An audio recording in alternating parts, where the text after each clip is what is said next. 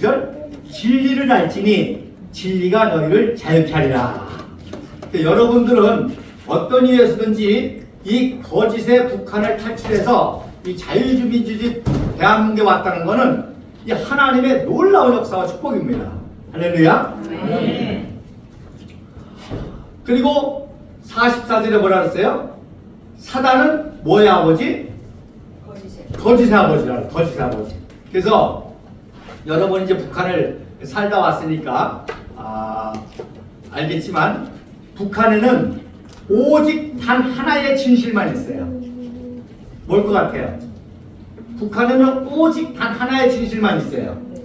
뭐예요? 모든 게 거짓이다.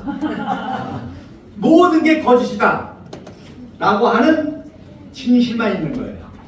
그래서 제가 북한의 모든 역사가 거짓이라는 것을 이제 사진과 함께 증명하면서 그런 강연을 하는데,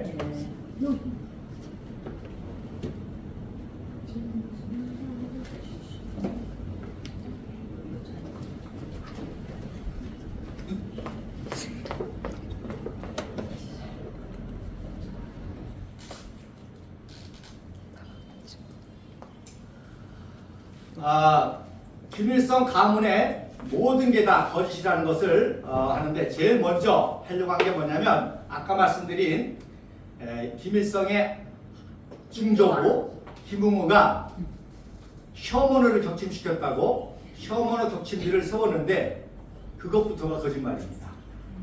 그래서 1866년도 9월 달에 토마스 선교사가 처음으로 성경을 가지고 셔먼을 타고 대동강에 왔다가 그 숙섬, 아까 말한 그 숙섬에서 좌초돼가지고 그때 평양의 관찰사라고 그러죠. 평양 감사가 박규수였는데 불을 질러가지고 다 죽여버렸습니다.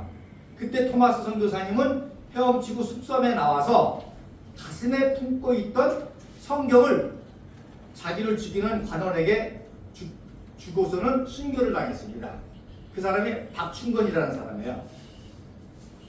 그랬는데 북한에서는 뭐라 그래요? 누가 떼부셨다고?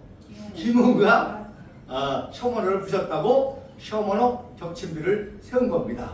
김웅우는 그 당시 나이가 18세였습니다.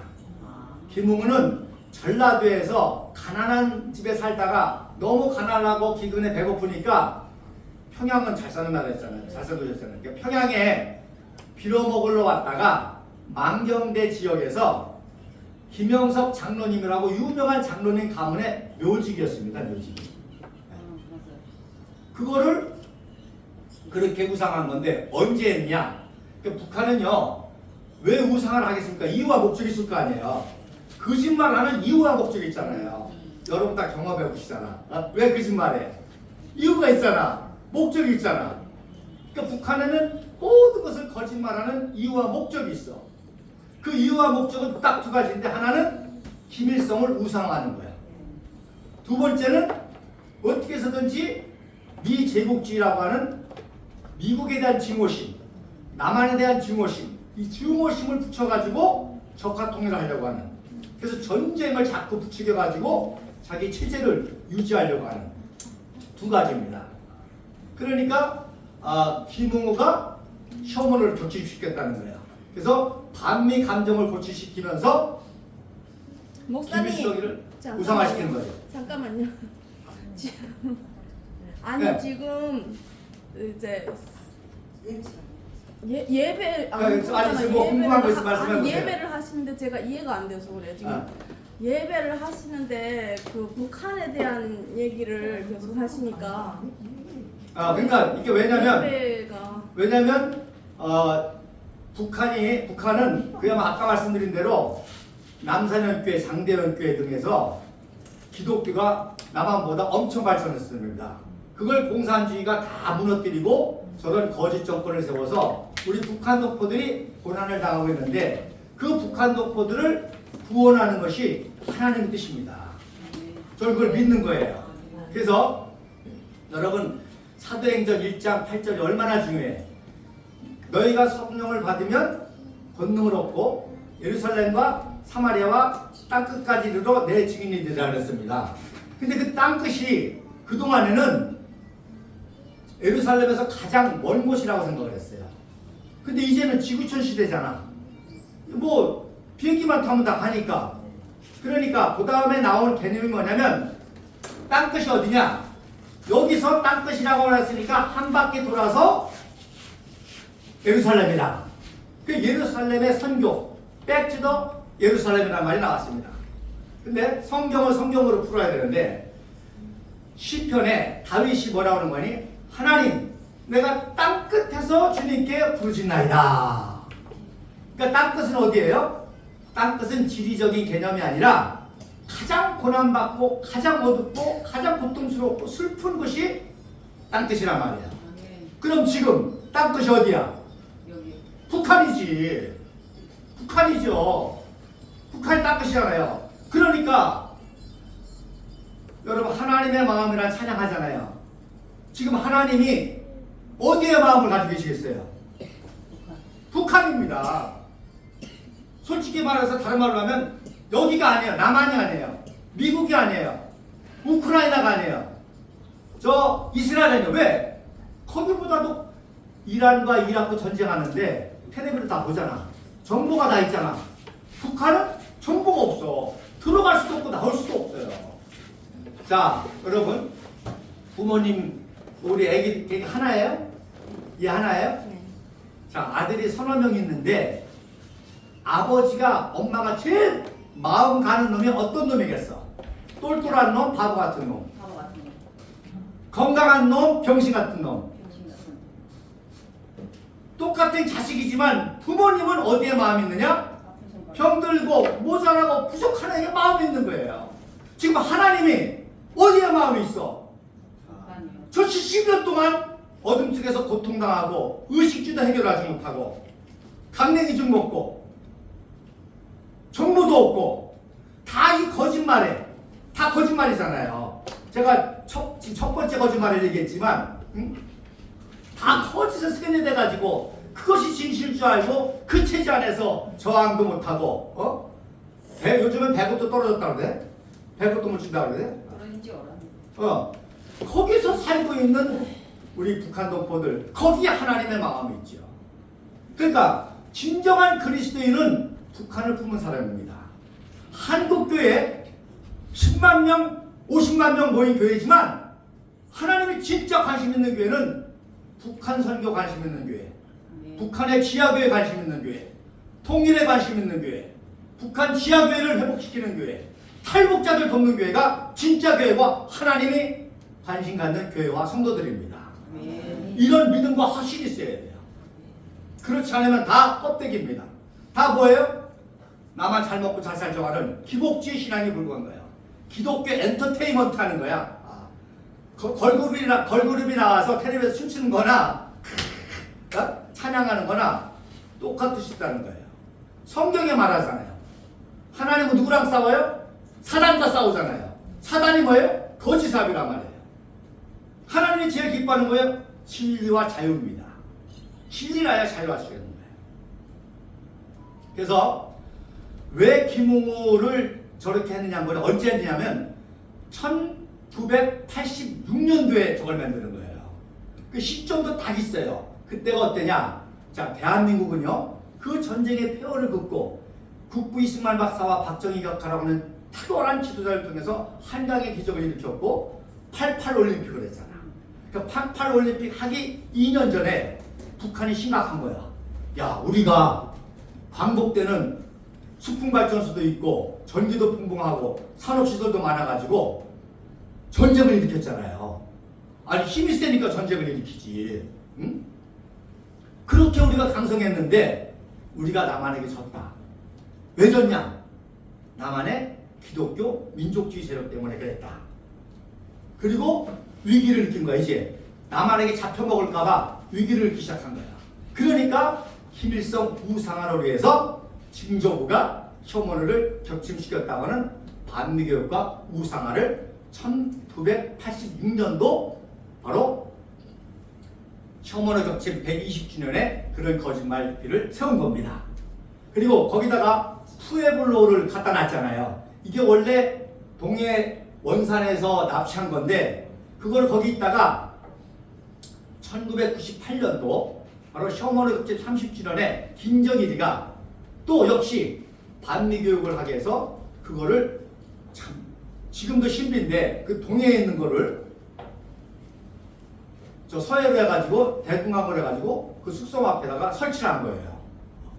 그래서 그 지금도 그게 그 비밀인데 어떤 사람은 그걸 막 분해해가지고 기차로 해서 옮겼다는 얘기 있고 어떤 사람은 저 일본에 돌아가지고 이렇게 한 바퀴 돌아가지고 배로 이렇게 끌어왔다고 하는 그런 소리인데 그래서 1999년 1월 달에 푸에블로를 갖다 놓고 10월 달부터 반미교육을 하는 거죠.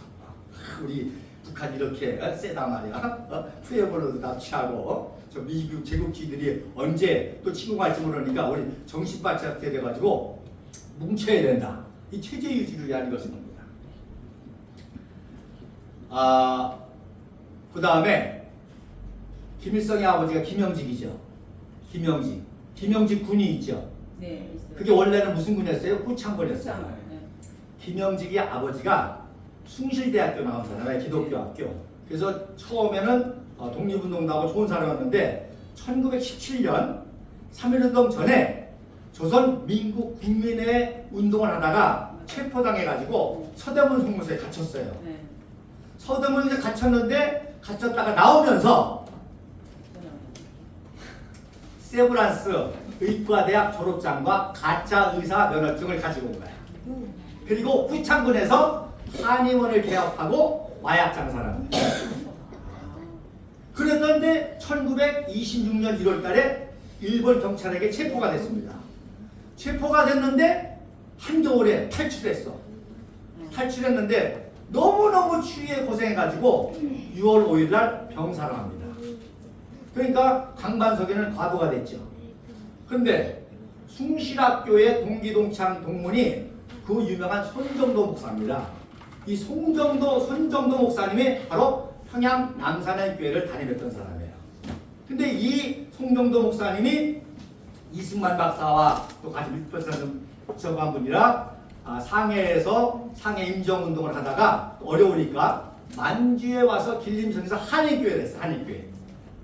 한의교회를 하면서 자기의 동문인 김영직이가 죽고 강반석이가 죽었다고 하니까 불쌍하잖아. 아들 셋 부하가 됐잖아. 그래서 김일성, 김철주, 김영주를 돌봐준 거예요. 그래서 육문중학교를 보낸 거예요. 김일성이를. 근데 이놈이 공부는 안 하고 공산사회주의 사상에 빠져가지고 심지어 돈을 모은다고 강도 살인을 한 거예요. 김일성이가, 김정주가. 그러니까 감옥에 들어갔네. 그러니까 손정도 목사님이 그래도 불쌍해 안 불쌍해? 불쌍하니고 돈을 주고 석방을 시켰습니다. 다 거짓말입니다. 그죠? 다 거짓말. 그래서 후창군에서 마약 장사를 살았던 후창군을 지금 뭐가 됐어요? 김영직 군이 된 거죠. 그렇게 다 미워하고 다 거짓말하는 겁니다. 그래서 이 PPT가 제대로 안 되는데 제가 그 사진 지금 말한 사진들을 다 이렇게 만들어 가지고 왔는데 잘 안 보이네요. 그래서 비교해 가지고 그런 사진을 했는데 자 그다음에 강반석이라는 김일성 어머니는 장로교 강동 장로님의 딸이었습니다. 그래서 처녀 때는 그래도 믿음이 좋았어. 그리고 말씀드린 대로 자 김일성 집안은 대대로 뭐라 했어요? 김영석 장로님의 묘지기와 종사됐습니다. 그러니까 할아버지 김보연과 이보익도 거기서 종사를 하던 사람이야. 그러니까 김영석 장로님이 김일성이 그 김성주 중매를 한 거예요. 중매를 자기랑 잘 아는 강동옥 장로님의 그 간동 장로님 딸 강반석이와 결혼시켜준 겁니다. 김영석 장로님이. 그래서 처녀 때는 그래도 믿음 좋았는데 아까 저희 어머님 말씀 잠깐 드렸지만 개성에서 호수돈여고를 나오셨지만 교회를 안 다녔었어요. 이제 결혼을 하고 이제 아버님의 경찰서에 있다가 전쟁이 나니까 아버지는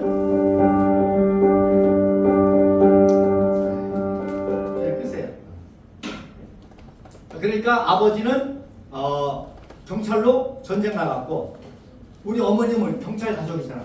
그 가만히 있으면 맞아 죽는 거예요. 근데 마침 5월 달에 딸을 낳았어. 첫애를 낳았어. 그러니까 6월 25일이니까 한 달밖에 안 됐잖아요. 피난을 가야 되는데 얘가 울어제끼는 거야 그냥.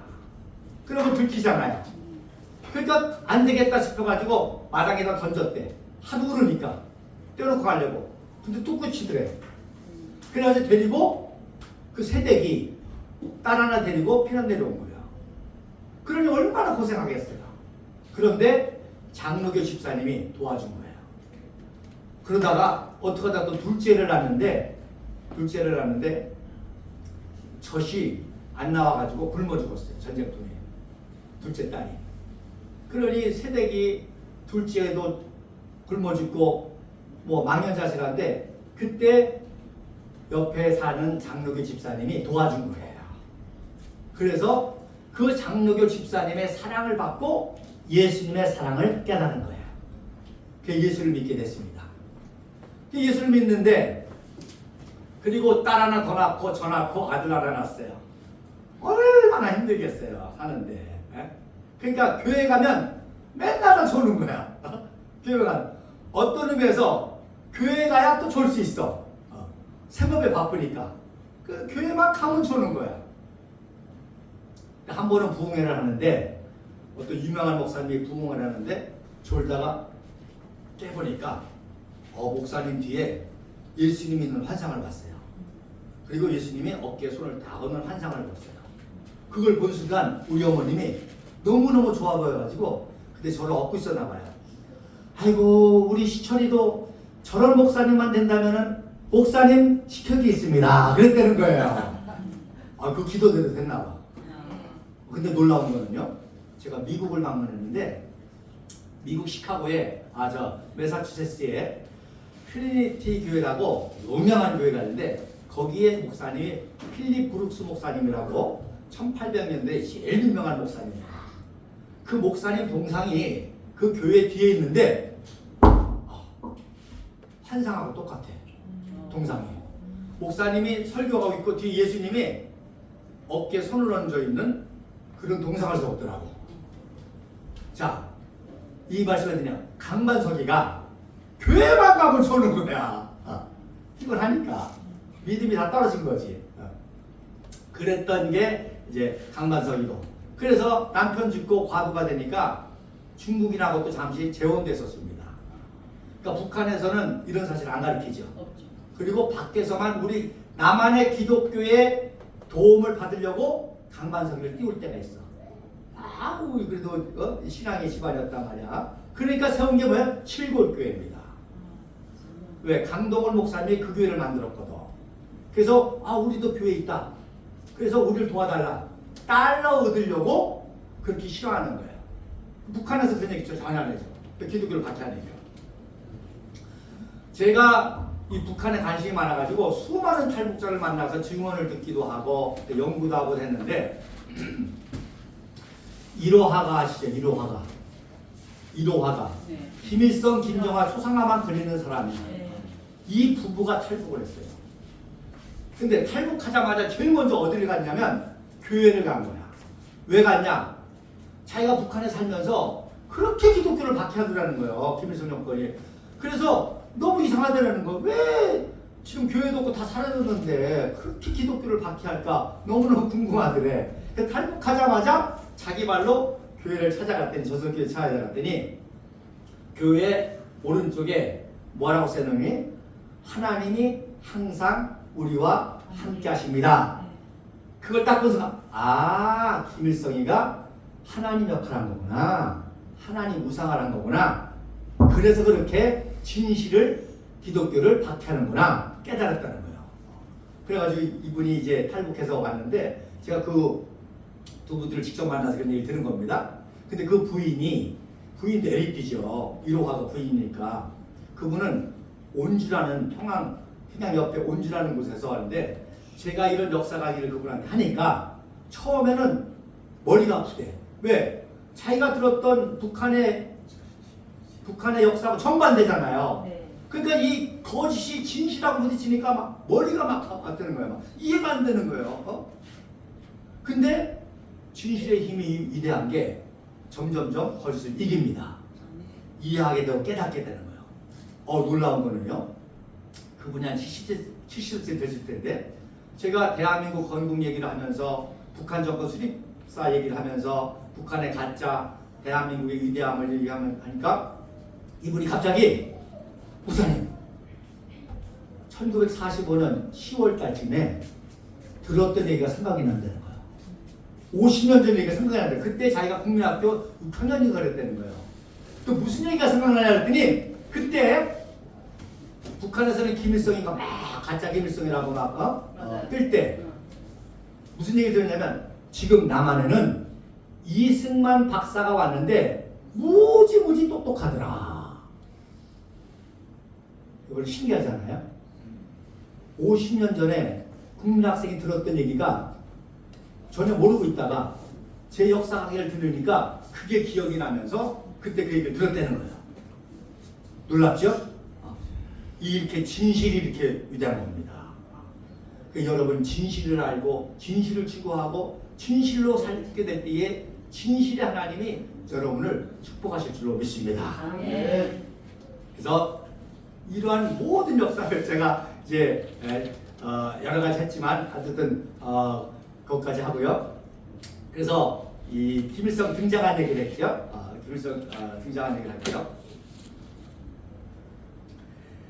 여러분 보천포 전투 아시죠? 네. 여러분 김일성 장군은 원래 일본 육사 출신의 진짜 장군이 있었어요.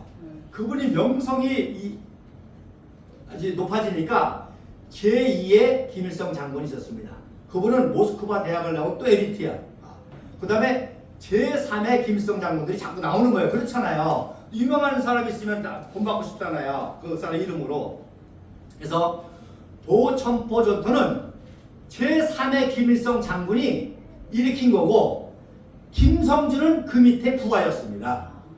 근데 그 제3의 김일성 장군이 누구냐면 대구 출신의 김성이라는 사람이에요. 그래서 근시라 고도 근시라 안경을 썼고 빼짝 말랐어. 그래서 이 김일성 세 번째 장군이 보천포 전투를 일으켰고 그 밑에 부하가 김일성, 최연, 안길 이런 애들인 거예요. 자, 그 다음에 김일성 축지법 얘기 들었죠? 그게 왜 나왔냐? 자, 그러니까 이 김성 장군이 똑똑하단 말이에요. 그러니까 김일성 보고 너는 제4 김일성에, 최연 보고는 너 제5 김일성에, 또 너 안길이는 제6 김일성에. 그래가지고 4km마다 넌 여기 있어. 안길 너는 4km 여기 있어. 넌 여기 있어. 해서 김일성이가 김성 장군이 공격하고 또 일본군이 나타나면 김일성이가 와 이러면 야 김일성 장군 나타났다. 조금 더 가서 4km 밑에 안길이가 또 김일성 그러면 야 김일성 나타났다. 그러니까 거기서 축지법 얘기가 나온 거예요. 이해가 되시겠죠? 네. 그래서 이 진실을 알면 이렇게 쉬운데 이걸 못 드니까 이걸 짜맞추려고 거짓 짜맞추려고. 그러니까 북한에서도 그 사진이 나왔을 때 그 김성 고도의 안경을 그 빼짝 마른 김성 장군의 사진이 나왔을 때 이 멘붕이 되는 거야. 보전포를 일으킨 게 김일성 장군이라고 그랬는데 안 맞잖아 사진이. 그리고 그 다음 해에 김성은 체포돼가지고 죽었습니다. 사형당해 죽었습니다. 안 맞잖아. 그러니까 이걸 또 맞추려고 하다 보니까 거짓에 거짓을 낳고 거짓에 거짓을 낳는 거예요. 그래서 보천포의 진티를 아셨죠? 네, 그래서 제3 김일성 장군, 김성 장군이 일으켰고 그 밑에 김일성이가 부하로 활약했고 왜 축지법이 나왔냐? 제4의 김일성, 제5의 김일성, 제1의 김일성 역할을 하면서 그러니까 김일성이 여기도 나타나고 저기도 나타나고 여기도 나타나고 하니까 축지법 얘기가 나오게 되고 또 김일성 장군이라는 명칭을 쓰게 된 거죠. 그래서 1945년 10월 14일 날 주일날 기린리 운동장에서 소련군 한영식 때 김일성 장군이라고 처음으로 김성주를 등장시킨 거예요. 그러니까 평양에 있는 백성들이 진짜 김일성이 오는 줄 알고 다 간 거야. 다 봤는데 새파랗게 젊은 놈이 김일성 장군이라니까 에이 속았네 하고 다 집으로 돌아가려니까 소련군들이 못 가게 막았죠. 그리고 그때 김일성이가 입은 양복이 자기 거 아니요. 누구 거요? 미하엘 강소자라고 김일성이 사상교육하는 사람, 김일성이 소련말 통역해주는 사람, 연설문 번역해주는 사람, 그 사람 소련군 소장은 대단하거든요. 김일성이는 대위였었잖아. 그 사람 양복을 빌려 입고 처음 연설을 한 거예요. 그 연설문도 누가 소련에서 주령이 내려온 거지. 그거를 미하엘 강소자가 번역해가지고 연설문을 준 거죠. 그러니까 여러분 그 사진 보면 메모지를 들고 있잖아요. 근데 그 연설 내용이 재밌어요. 자, 연설 내용이 뭐냐? 자, 북한은 뭐예요? 프롤레타리 혁명이잖아. 뭐 가난한 자, 노동자, 농민들 데리고 자본가, 뭐 이런 사람 해서 분배하고 가능하는 거 아니에요. 근데 첫 연설이 뭐냐? 돈 있는 자, 지식 있는 자, 기술 있는 자라도 북한 정권에 참여해달라는 거예요. 당연하지. 왜? 새롭게 정권을 참여하려면 바보 멍텅구리 뚱뚱거리 가지고 안 되잖아. 똑똑한 사람을 해야 되잖아. 기술자가 되잖아. 그게 첫 연설문입니다. 그러니까 무슨 얘기냐? 친일파라도 공산주의 정권에 협력하면 다 영웅이 되는 거야. 근데 민족주의자라도 김일성 정권에 반대하면 다 뭐라고 하면 친일파로 보는 거지. 그렇잖아요. 그래서 친일파라도 공산주의 정권에 싫어하는 사람 다 남한에 내려온 거예요. 그리고 남한에서도 진짜 친일파들이 욕을 먹으니까 다 어디로 가? 북한으로 가는 거지. 그 북한에 가서 영웅이 되는 거예요. 왜? 자기 정권 도저히 다 영웅이 되고 친일파를 벗어버리니까. 그래서 친일파라는 말이 여기서 나온 거예요. 북한이 자기 정권을 세우기 위해서라는 거고 대한민국을 비난하기 위해서 대한민국에 있는 모든 지도 세력을 다 친일파라고 뭐라고 하신 거죠. 그러니까 우리가 친일파 이승만 정권을 때려부셔야 된다. 미 제국주의를 때려부셔야 된다.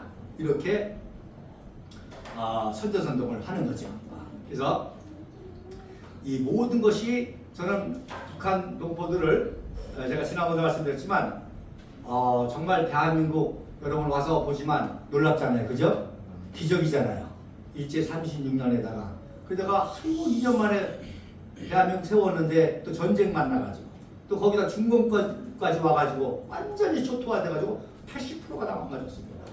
그 폐허 위에서 이 한정의 기적을 일으킨 게 너무 어려웠잖아요. 단 하나입니다. 왜요? 위대한 지도자가 있었기 때문에. 예수 그리스도 메시아 때문에 온 인류가 구원받고 또 다윗이라는 왕 하나가 나오니까 이스라엘이 그렇게 부강했던 것처럼 바로 위대한 국부 이승만 박사와 박정희 대통령이라는 그런 위대한 지도자가 있으니까 이런 기적이라는 거죠. 그러니까 종북자파는 이게 싫어가지고 야 우리 국민이 똑똑해서 그렇지 아니 그러면 북한 동포는 우리 동포 아닌가? 북한 사람이 더 똑똑하잖아요. 저희 어머니 봐도 그래. 개성 사람이 더 똑똑해. 에? 여러분 말씀드린 대로 일제 식민지 당시에 북한의 지하 자원도 있으니까 그 지하 자원을 캐먹으려고 모든 산업시설이 다 북한에 있었습니다. 평양이 경성보다 더 잘 살았고 평양은행이 경성은행보다 더 좋았고 그 다음에 모든 산업시 다 있었고 여러분 수풍발전소 아시죠? 수풍발전소는 일본이 한반도를 잡아먹기 위해서가 아니라 만주를 잡아먹기 위해서 세운 발전소예요. 그래서 그 당시 아시아 최고 발전이에요. 50만 킬로와트. 미국의 후보 때문에 200만 킬로와트. 엄청난 자원이잖아요. 그러니까 남한은 전기가 없어가지고 수풍발전소에서 돈 주고 물자 주고 끌어들여 왔었습니다. 그러다가 대한민국 건국되니까 다 끊어버렸지. 그리고 완전히 어둠이었었습니다. 근데 지금 어떻게 됐어요? 세상에서 가장 밝은 나라가 됐잖아요. 이런 놀라운 기적이 바로 위대한 지도자가 국민들과 함께 이룬 기적이죠. 그래서 말씀드린 대로 여러분 북한 사람들이 우리와 똑같은 DNA가 있고 한 사람인데 또 더 똑똑한 사람이고 더 열심인 사람이고 아니 조선시대의 국민들은 그럼 바보 명덕거리 똥통구리였나? 우리 아버지들인데 우리 할아버지 세대인데 뭐가 지도자가 어리석고 미련한 지도자가 나오니까 국민들이 힘도 써보지 못하고 일본 식민지가 되고, 자, 대한민국 위대한 지도자가 나오니까 한강의 기적을 일으키고, 북한은 바보, 멍텅구리, 똥통구리, 김일성, 김정을, 김정은 3대 세습 독자가 되니까 저는 거지 나라가 되는 겁니다. 그래서 나는 믿는 거예요. 우리 북한 동포들이 우리 자유통일로만 통일이 되면 우리 북한 동포들이 이런 진실할 때 금방금방 변화돼가지고 우리와 함께 놀라운 기적을 이룰 줄로 믿습니다. 그래서요, 제가 탈북자 중에서 똑똑한 애들을 이제 키우려고 필리핀에 내려와서 영어도 공부시키고 역사 교육도 시키고 했거든요. 40대 여자인데 장마당에서 돈을 엄청 벌었어요. 장마당에 가지고. 그런 거 보면 참 똑똑한 거야 진짜. 그 북한의 그 어려운 환경 중에서 장마당에서 여자가 혼자 사업을 해가지고요 엄청난 돈을 벌었는데, 김정은이가 뭐 했어요? 화폐 개혁했잖아. 그거 다 뺏으려고.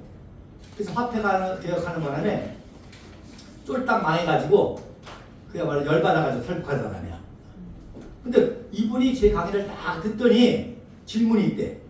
아까 저분이 질문한 것처럼 질문이 있대. 그 질문이 뭐냐 했더니 이분이 그래요. 이승만 대통령이 자식이 있었습니까? 물어보는 거예요. 그래서 원래는 있었는데 어려서 디프테리아로 죽었습니다. 자식이 없어. 그러니까 이 40대 장마당을 했던 사업가는 강의를 듣는 순간 핵심을 딱 깨뜨는 거지. 아, 이승만, 박진 같은 위대한 지도자가 있으니까 한강의 기적이 일어났고, 자기네들은 김일성, 김정은 바보 멍텅구리 똥똥구리가 통치하니까 이렇게 됐구나. 그러니 이승만 박사의 아들은 태어났으면 아들이 있었던 얼마나 똑똑할까? 그게 궁금했던 거죠. 그래서 우리 대한민국도요, 언제든지 어리석고 사악하고 그런 지도자가 있으면요 언제 망할지 몰라요. 여러분들 정신 바짝 차려야 됩니다.